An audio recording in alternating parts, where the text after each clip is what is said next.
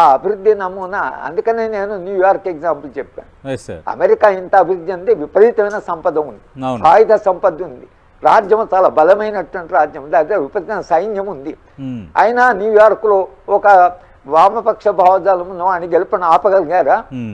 ఆయన ఏం చెప్పాడు ప్రజలకి, నేను సంపద దగ్గర ట్యాక్స్ తీసుకొని నేను మీకు ఆరోగ్యము, విద్య, తర్వాత ట్రాన్స్పోర్ట్ ఇవన్నీ నేను కల్పిస్తాను, అందరికీ నేను ఉద్యోగాలు కల్పించేలా చేస్తున్నాను. మొత్తంగా న్యూయార్క్ ప్రజలందరూ 50 నుంచి 60% నాకు ఓట్లు వేసి అని గెలిపించారు.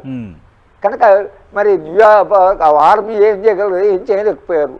ఎన్నికల ద్వారానే కావచ్చు, ఎన్నికల ద్వారా అయినా కూడా మమదాని గెలవడం ఏదైతుందో అది ఒక పరిష్కార మార్గంగా అమెరికాలోనే అటువంటి మార్గం వస్తే, ఇంత వెనుకబడి ఇంత అసమానత సమాజంలో మనం ఈ అభివృద్ధి గ్రోత్ మోడల్ అని తీసుకొని అది ఆ గ్రోత్ మోడల్ వెనుక పడి పరిగెత్తుతుంటే ఆ గ్రోత్ మోడల్ నుంచి విష పరిణామాలు ఏవైతున్నాయో దాని గురించి ఆలోచించాలి కదా.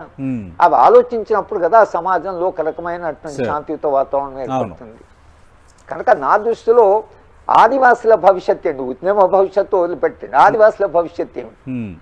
రేపు ఛత్తీస్గఢ్లో మీరు విపరీతంగా ఖనిజ సంపదను ఒకవేళ అక్కడ వెళ్ళి మీరు తవ్వడం మొదలు పెడితే, అక్కడ నిర్వాహకులు అయితే ఆదివాసుల భవిష్యత్తు ఏమిటి అనే ప్రశ్న ఇవాళ నాలాంటి వాళ్లకు, నేను కేవలము ఈ సాయుధ పోరాటంలో చూడడం లేదు, లేదా ఆ పోరాటాన్ని మేము నిరంతరంగా విశ్లేషించి ఒక సోషల్ సైంటిస్ట్గా, సామాజిక శాస్త్ర విద్యార్థిగా నిరంతరంగా మేము అడిగే ఈ సమస్య ఎందుకున్నది,